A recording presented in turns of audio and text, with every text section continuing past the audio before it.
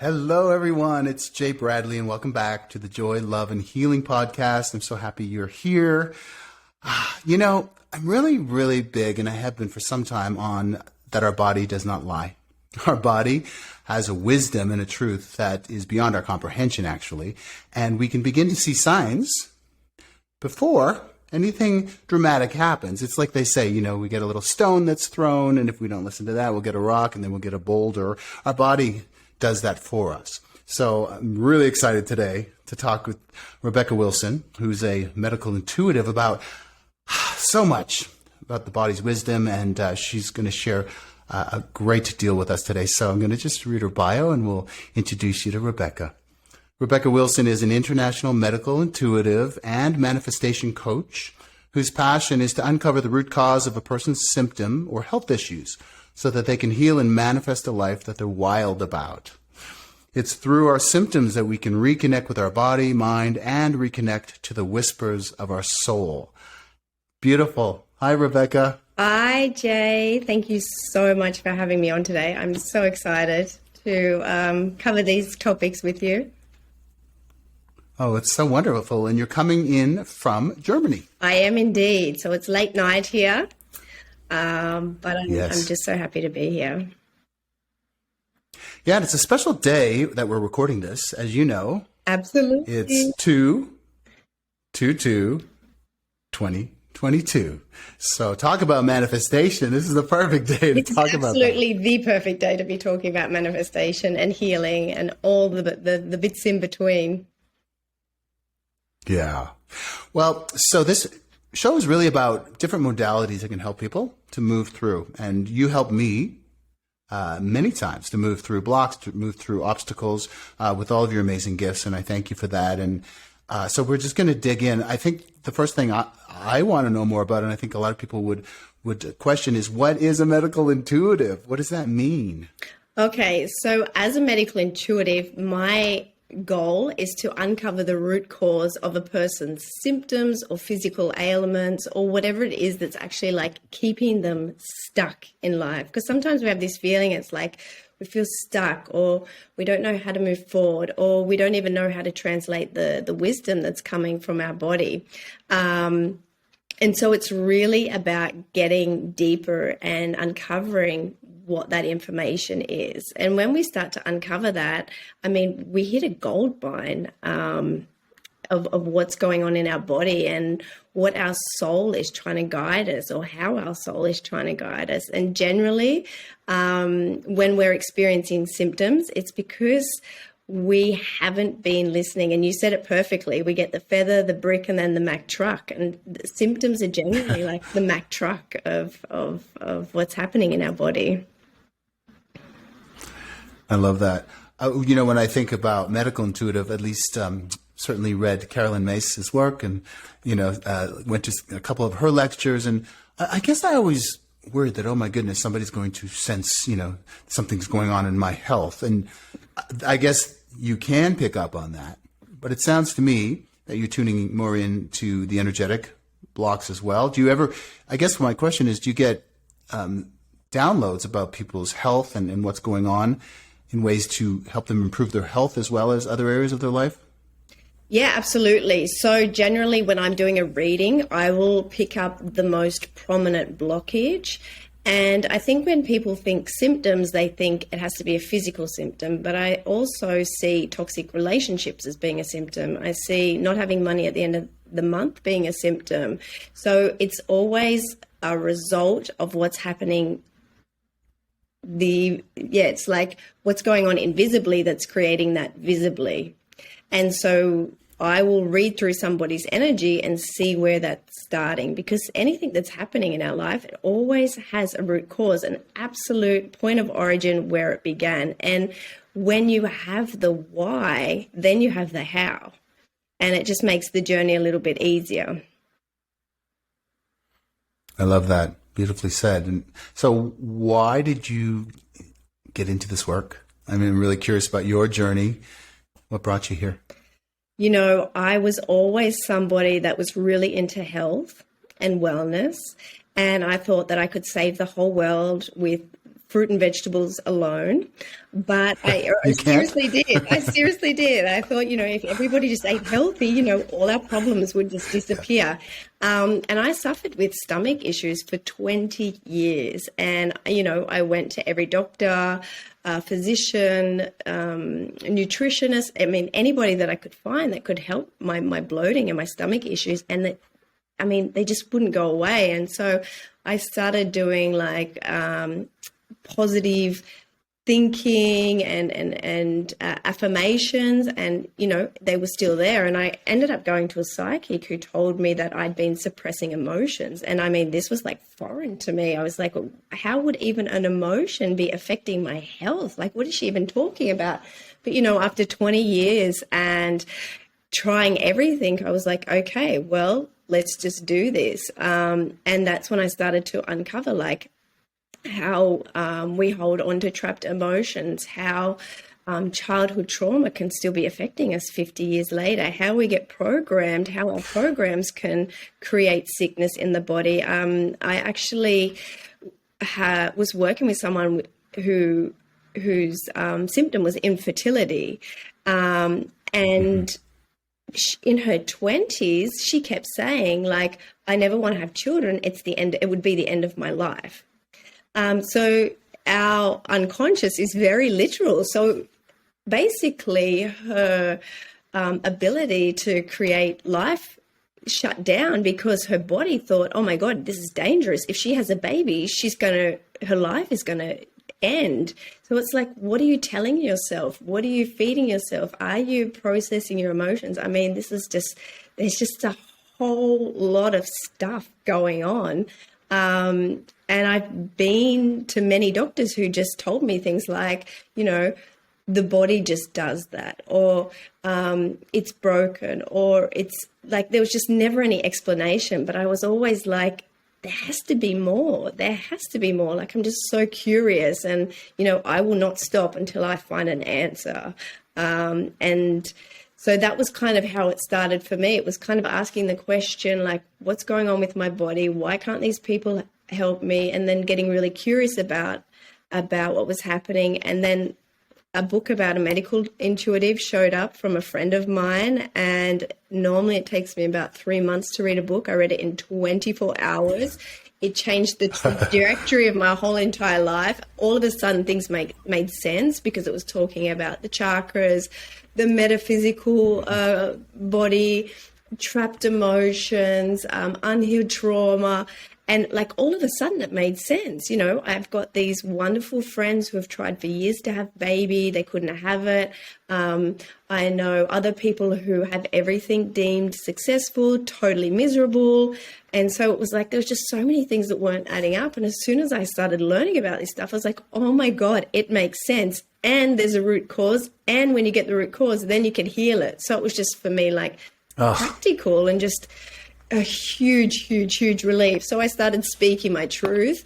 Unfortunately, a lot of truth came out in the first couple of months, but it was like this huge relief. And since then, I haven't had any stomach issues. So. Isn't that amazing? I love that you bring in manifestation, because I think we're physical beings. I know we're physical beings, spiritual beings having physical experience. And, people want their life to work, right? And it sounds like you work in different areas, not just health, which is an important issue, but money and relationships. And so tell me, if somebody comes to you, what have you seen, or what type of clients do you have that you work with, and what are they looking for? Other than, we have the fertility. Any other examples? It's just everything. I kind of say that a medical intuitive is a bit like an iPhone. You have everything in there. So people will come to me because they are having issues with money, and that goes deep into subconscious programming. It goes deep into their worth. So it's like getting to the root cause of why they don't feel worthy to have money. And it's like, but you also are in the physical world. So it's like also setting up like practical systems around being able to hold money. I had a lady come to me because she was quite overweight, and she said, like, no matter what what I did or what I tried, I just couldn't lose weight. Or when I lost weight, I put it all back on. So when I connected into her energy, there was a lot of mum there. And her mum was always telling her, like, when you eat everything on your plate, you're a really good girl. Then grandma came in. And so I could see that when she had a problem or when she was sad, grandma was like, here, come and eat an ice cream, come and have some cake. So it was like food was solving every problem. So if consciously she's thinking to herself, you know, I really want to lose weight, she has these unconscious programs that are like, eating means that you're a good girl. Eating everything on your plate makes you part of the family. You know, if the only way that you learnt to deal with stress or sadness or to celebrate was with food, it was like for her, food was the answer for everything. So that was the first time that she was actually made aware of even having a program. And how that was kind of being dragged through her entire life. And so we need to go in and then reprogram that file and to start to put systems into place that she can start to manifest the life that she has been dreaming of. So it feels like a lot of my clients, it starts with a health issue. And then it starts to be like, oh my God, like I manifested this illness or this sickness, but through that, I kind of reconnected with my body, I reconnected with my soul, I connected with my intuition, and now I'm starting to see that I'm the creator of my life. And then it goes into like the manifestation. So, you know, if I created my sickness, then you can absolutely create your health. If you can spend all your money every month, you can also manifest millions. So it's just like, everything is just so intertwined. I mean, it fascinates the hell out of me. And it's just something that I'm just so passionate about sharing, because for a lot of my life, I didn't feel worthy of having a good relationship. I mean, I lost count of the number of toxic relationships that I had because I didn't know it was available to me because of my childhood. So if I can just get it out there that manifesting your life, the life that you want, that you've been secretly dreaming of, it's there. It's just up to you to start doing the shadow work, start deciding what you want, and going through a couple of processes. Yes, I can so relate, you know, the worthiness piece, but also the victim piece, right? Like angry at God, angry at other things aren't going my way. And because of the programming, we fall into the same patterns over and over. But once we see the light, and I know from personal experience, and you begin to feel momentum and things start to change, it's so powerful and so exciting. And then we understand that we are in charge of our life. So I guess a lot of these people, and I know I can certainly relate, is health issues and little challenges are such blessings, right? As long as we can catch them and turn them around. Yep, absolutely. So I would say to anybody out there who has a health challenge, if you are in your victim phase, and I know that symptoms can be embarrassing, they can be inconvenient, they can be fucking painful. And the reason that they're like that is because they need to be. Because there's an easier way. There's the path of least resistance, and we've been going against that for such a long time now. Your soul needs to hit the skid. So it's literally like your soul screaming whenever we have something that kind of wakes us up in life. I want to talk about the responsibility thing, because I see this happening from such an early age. When children come home from school and then the parents start saying things like, it's not your fault, that other child comes from a bad family, that teacher sucks. Like, even from an early age, we're taught to kind of put the responsibility for all our crap in the external environment. So that's where it starts. I love that you kind of brought that up. And then, so if you are in the victim phase, the most empowering thing that you can ask yourself is like, why is this happening for me?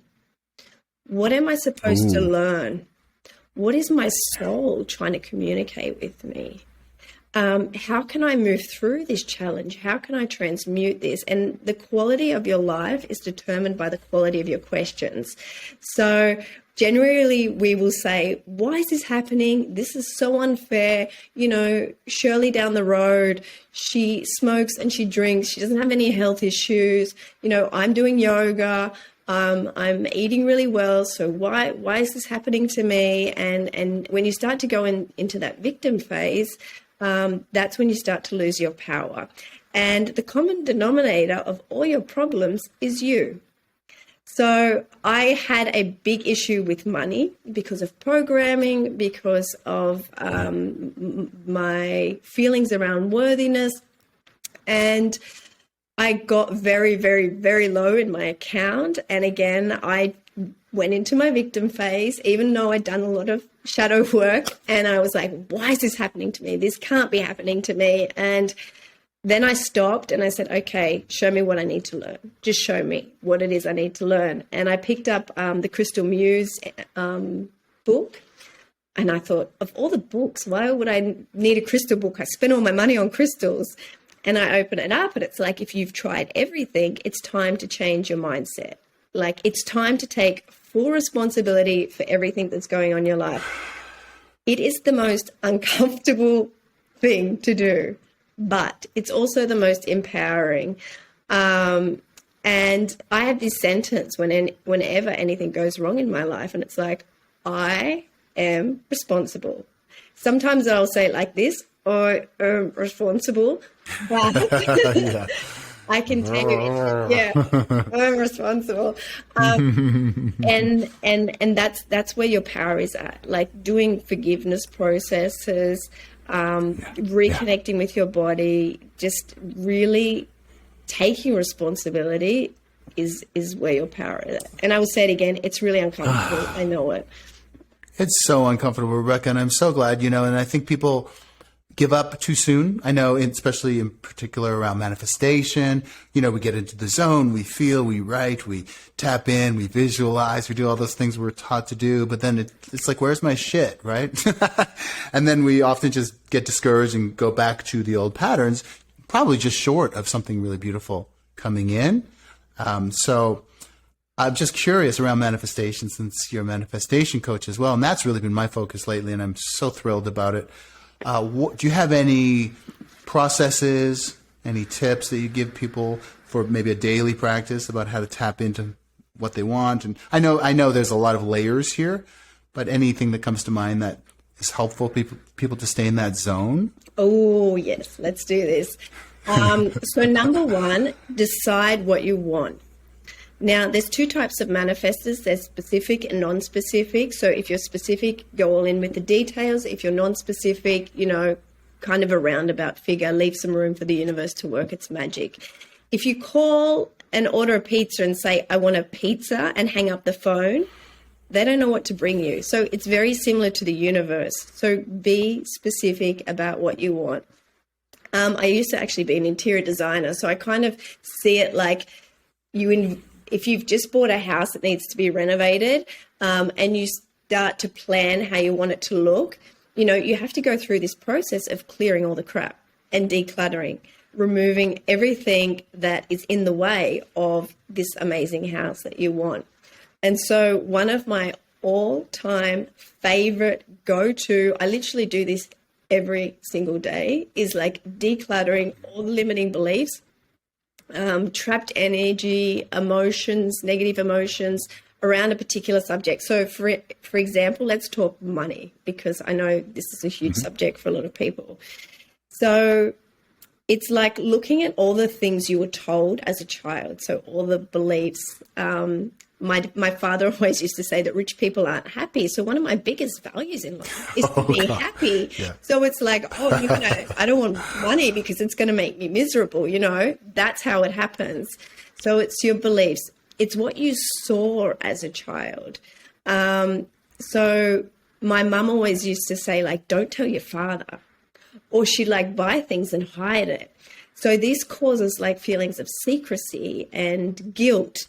So if you have any situation around money where you felt awkward, embarrassed, I used to work as a babysitter many, many, many years ago, and the parents would always ask me, like, how much do you get? And I'd be like, oh my God, I don't know. I don't know. Just give me anything.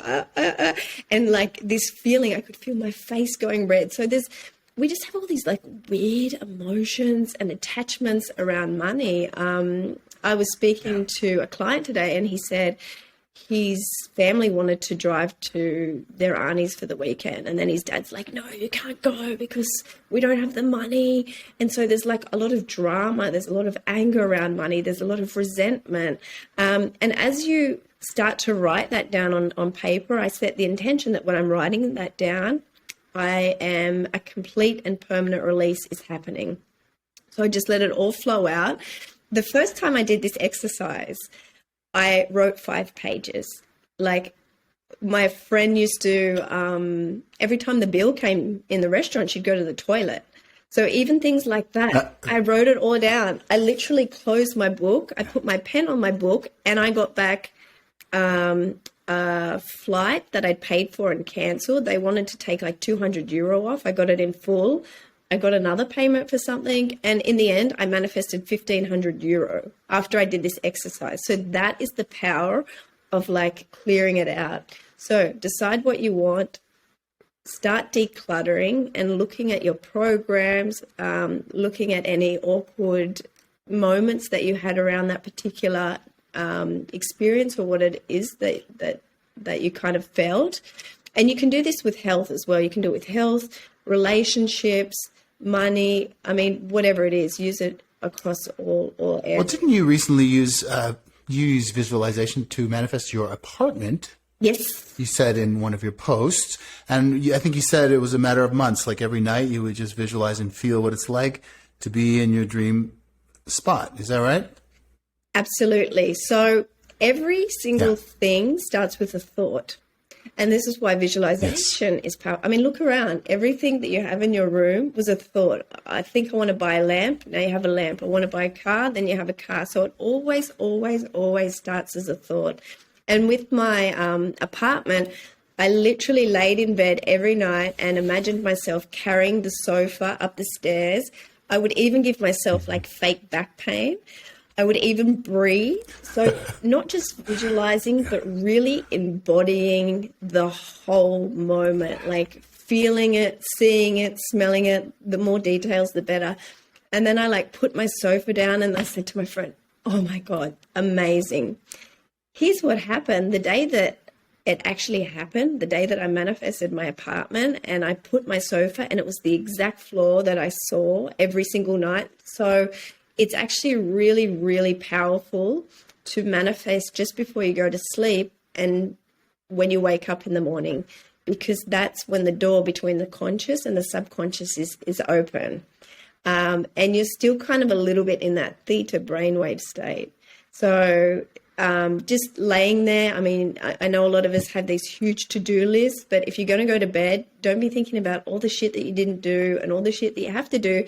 Think about what you want. Like use that time to start really creating your future and how you want it to look. Yes. Yeah. So the day that I literally did that with the sofa, I was like, huh? Like, where's the champagne? Where's the fireworks? Isn't this supposed to feel like completely different? Because I'd rehearsed it so much, it felt normal. Yes, because exactly. I can completely relate to that. You embody it so much that it's I mean, up here and in the energetic field, it's real. Mm-hmm. So you're not really shocked and surprised all the time when it shows up. I love that. And I think emotion is the key to manifesting too, isn't it?